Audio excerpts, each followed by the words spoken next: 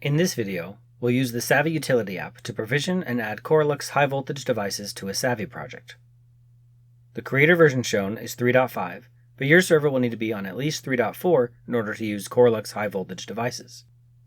Also, ensure the SAVI utility app on your mobile device is installed and always updated to the most recent version through whichever app manager you use. Before provisioning the QoraLux devices themselves, SAVI needs to know what Wi-Fi network to use to communicate with the devices, so we'll need to enter the SSID info. Also remember that QoraLux high-voltage devices communicate over the 2.4 GHz band, so ensure your access points being used for QoraLux are capable of communicating in 2.4. The easiest way to add the Wi-Fi network is through Creator itself in the Server Configuration tab under QoraLux Devices.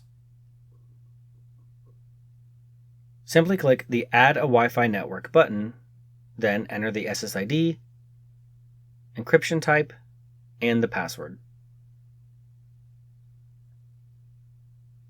Keep in mind, the SSID and password need to match each character exactly, or the devices will fail to provision. For the encryption type, WPA2/WPA3 with PSK is recommended, but ensure that this matches whatever security option you're using on your access points. Once everything is filled out, you can click Create and it'll be added. If you want to confirm an SSID has been entered into this server, you can return here now and just find the SSID in the dropdown. And if needed, you can make edits, but be sure to click Save. For the next steps, we'll open the SAVI utility app. You can use this to provision QoraLux devices that have already been added to a Creator project, but it's usually easier to simply create, add, and provision the devices all at once from the app itself. To get started, open the app, enter your SAVI server IP address, then enter your Creator credentials. And now tap Connect. If you used this app before, you can simply choose the SAVI server IP from the Recent tab. Once logged in, you'll see all existing QoraLux devices here. If you're just getting started with QoraLux High Voltage, then this will be blank. To add and provision a new device, we're going to click New Device. When the page loads, the app will immediately begin using Bluetooth to scan for nearby QoraLux devices, so ensure that Bluetooth is currently enabled on your phone before beginning this step. To enter a device into Bluetooth mode and make it discoverable, simply press the topmost button 4 times. Once Bluetooth mode is enabled, you'll notice the small LED will turn blue. Shortly after this, you should see the device populate here in the app. Now, select the device and tap Next. If multiple QoraLux devices are in Bluetooth mode, and you're not 100% sure which device you've selected, you can always verify the MAC address, which should match the one listed on the front of the metal mounting plate. If the devices have already been installed in the wall, you can tap the Locate Device button, and the selected device's LED will flash, indicating which one it is. The last remaining steps are to name the device and set the location for it.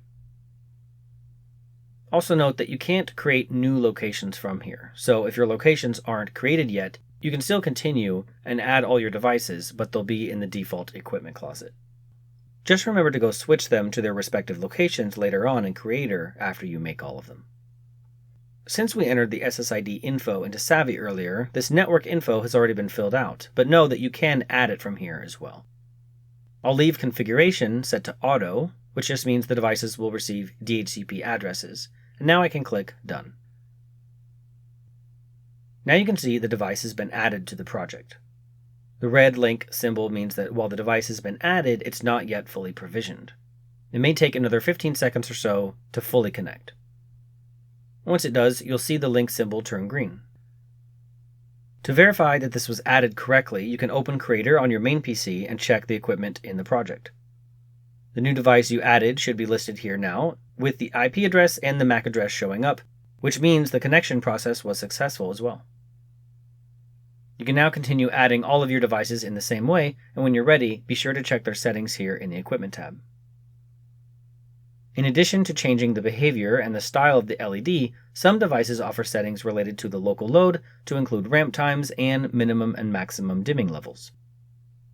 Once all your devices are entered, it's a good idea to get them updated to the most current firmware. You can do that by navigating to this section within Creator. For a full guide on that process, see our related video, which is linked in the description below. Before we end, here's a few more notes about using the app. As previously mentioned, you can add all the QoraLux devices to the project first, and then come here to the app to provision them. While it's generally more efficient to add the devices and provision them at the same time using the app, there might be circumstances where you need to add a large amount of devices when you have time, and then provision them on another date, once they've been unpackaged or installed.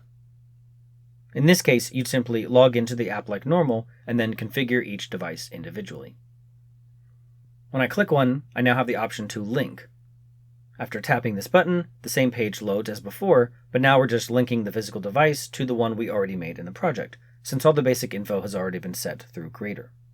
Lastly, know that you can tap the hamburger menu in the top right at any time to get some extra info regarding the devices. This info below explains the factory reset process, as well as meanings of the various LED colors and flash sequences. You should now be ready to use the SAVI utility app to provision all your QoraLux high voltage devices. Thanks for watching, and please subscribe for more SAVI training videos.